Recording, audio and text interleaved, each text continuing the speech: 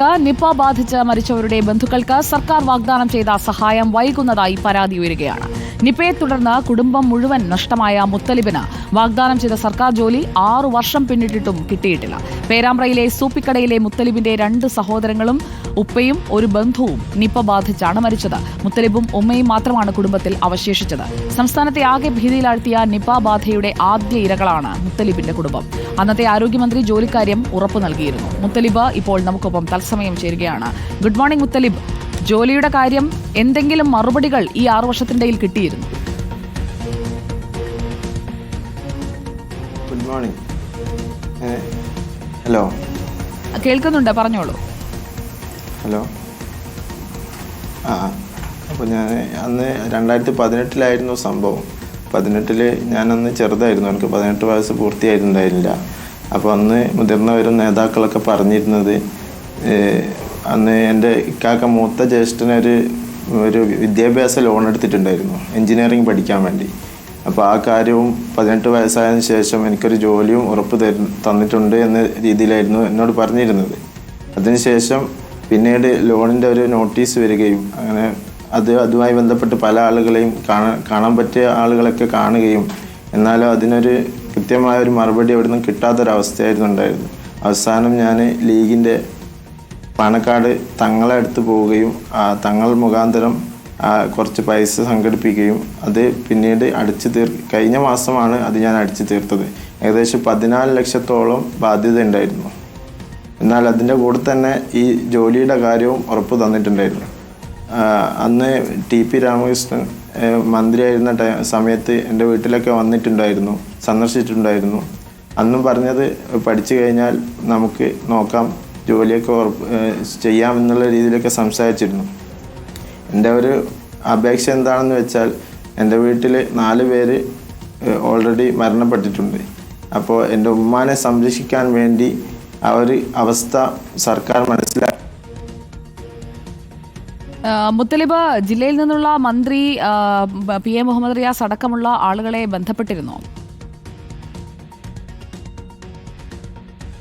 അതെ, ഞാൻ TP മുഖാന്തരമായിരുന്നു അവരൊക്കെ ബന്ധപ്പെട്ടിരുന്നത്. TP രാമകൃഷ്ണൻ MLA അന്ന് മന്ത്രിയായിരുന്നു, തൊഴിൽ എക്സൈസ് മന്ത്രിയായിരുന്നു. അവർ മുഖാന്തരമായിരുന്നു അവരൊക്കെ ബന്ധപ്പെട്ടിരുന്നത്. പിന്നെ ഞാൻ കൂടുതലായും ലോണിൻ്റെ കാര്യവും ഉന്നയിച്ചായിരുന്നു അദ്ദേഹത്തൊക്കെ ബന്ധപ്പെട്ടിരുന്നത്. കാരണം അന്ന് നമുക്കൊരു വലിയൊരു ഭാരമായി ഉണ്ടായിരുന്നത് ജോലിയായിരുന്നു. ഉമ്മാക്കും വളരെ മാനസികമായിട്ട് വളരെ ബുദ്ധിമുട്ടുണ്ടായിരുന്നു. അപ്പോൾ അവസാനം ആ ലോണ് ഇന്ന് അടച്ചു തീർത്തിട്ടുണ്ട്. അതിൻ്റെ ഒരു സമാധാനത്തിലാണ് ഞാനിപ്പോൾ ഉള്ളത്. അപ്പോൾ അതിൻ്റെ കൂടെ തന്നെ ഈ ഒരു ജോലിയുടെ കാര്യവും സർക്കാർ മനസ്സിലാക്കി ഈ ഒരു കാര്യം ഏറ്റെടുക്കണം എന്നാണ് എൻ്റെ ഒരു അപേക്ഷ. ഇപ്പോൾ അധികൃതർ നമ്മുടെ ഈ സംഭാഷണം കേൾക്കുന്നുണ്ടെന്ന് നമുക്ക് പ്രതീക്ഷിക്കാം. മുത്തലിബ് ഏതുവരെ പഠിച്ചിട്ടുണ്ട്? ഞാൻ ഓൾറെഡി ഡിഗ്രി കഴിഞ്ഞതാണ്, ഇപ്പോൾ PG ചെയ്തുകൊണ്ടിരിക്കുകയാണ്. ഇപ്പോൾ വീട്ടിൽ മറ്റാരുമില്ല, 4 പേരെ ഒറ്റയടിക്ക് നഷ്ടപ്പെട്ട ഒരാളുടെ ഒരു വിഷമം മനസ്സിലാക്കിക്കൊണ്ട് ഡിഗ്രി കഴിയുമ്പോൾ തന്നെ ജോലി തരാവുന്നതാണ്, വിദ്യാഭ്യാസം പൂർത്തിയാക്കി എന്ന് വെച്ചുകൊണ്ട് ബാക്കി പഠനം തുടരുകയും ചെയ്യാം. ഈ മറ്റ് ആരെങ്കിലും, അതായത് അന്ന് ആരോഗ്യമന്ത്രി KK ശൈലജയായിരുന്നു, ഇന്നത്തെ ആരോഗ്യമന്ത്രിയോ അല്ലെങ്കിൽ ആരോഗ്യ വകുപ്പുമായി ബന്ധപ്പെട്ട ആരെങ്കിലുമോ മുത്തലിബിനെയോ കുടുംബത്തെയോ പിന്നീട് ബന്ധപ്പെട്ടിരുന്നോ? ഇല്ല, അതിനുശേഷം ബന്ധപ്പെട്ടിട്ടില്ല. അന്ന് നമ്മൾ അങ്ങോട്ട് പോയി കണ്ടിരുന്നു, പല ആളുകളെയും കണ്ടിരുന്നു.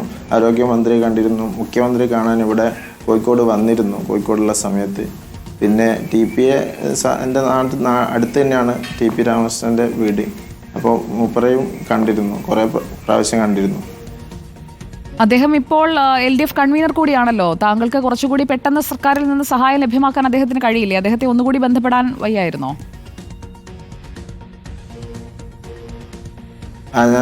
ബന്ധപ്പെട്ടുകൊണ്ടിരിക്കുന്നുണ്ട്. അവസാനം നമുക്ക് ശരിയാക്കാം എന്നുള്ള രീതിയിലൊക്കെ തന്നെയാണ് പറഞ്ഞത്. ആ ഒരു പ്രതീക്ഷയിലാണ് ഞാനിപ്പോൾ ഇരിക്കുന്നത്.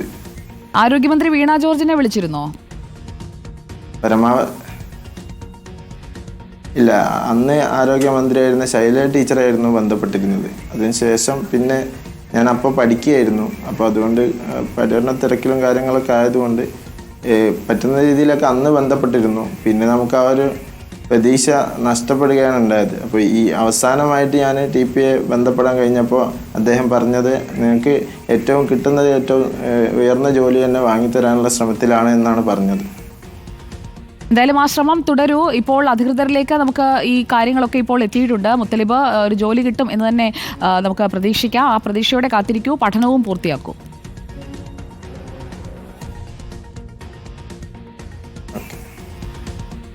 അതെ അതെ, ഗവൺമെൻറ് ഈ ഒരു കാര്യം മനസ്സിലാക്കി എൻ്റെ ഉമ്മയെ സംരക്ഷിക്കണം എന്ന രീതിയിൽ ആ ഒരു ആവശ്യത്തിന് വേണ്ടിയെങ്കിലും എനിക്കൊരു ജോലി നൽകുമെന്ന പ്രതീക്ഷയോടെ തന്നെ ഞാൻ മുന്നോട്ട് പോവുകയാണ്. ഓക്കെ, വളരെ നന്ദി മുത്തലിബ് റിപ്പോർട്ടറിനൊപ്പം ചേർന്നതിന്. LDF കൺവീനർ TP രാമകൃഷ്ണനുമായി സംസാരിക്കുന്നുണ്ട്. ജോലിക്കാര്യത്തിൽ ഏറ്റവും നല്ല ജോലി തന്നെ തരാം എന്നാണ് അദ്ദേഹം കൊടുക്കുന്ന ഉറപ്പ്. സർക്കാരിൻ്റെ ഭാഗത്ത് നിന്ന് 2018 കൊടുത്ത ഉറപ്പാണ്. 6 വർഷം കഴിഞ്ഞു. അന്ന് 18 വയസ്സിൽ താഴെ പ്രായമുണ്ടായിരുന്ന മുത്തലിബ് ഇപ്പോൾ ഡിഗ്രി പൂർത്തിയാക്കി പോസ്റ്റ് ഗ്രാജുവേഷൻ ചെയ്തുകൊണ്ടിരിക്കുകയാണ്. മുത്തലിബിനൊരു ജോലി, ഉമ്മയെ സംരക്ഷിക്കാൻ വേറെ ആരുമില്ല, ആ കുടുംബത്തിനൊരു താങ്ങായി. അതുകൊണ്ട് മുത്തലിബിന് വാഗ്ദാനം ചെയ്ത ജോലി സർക്കാർ നൽകും എന്നുള്ള പ്രതീക്ഷയോടെ നമ്മൾ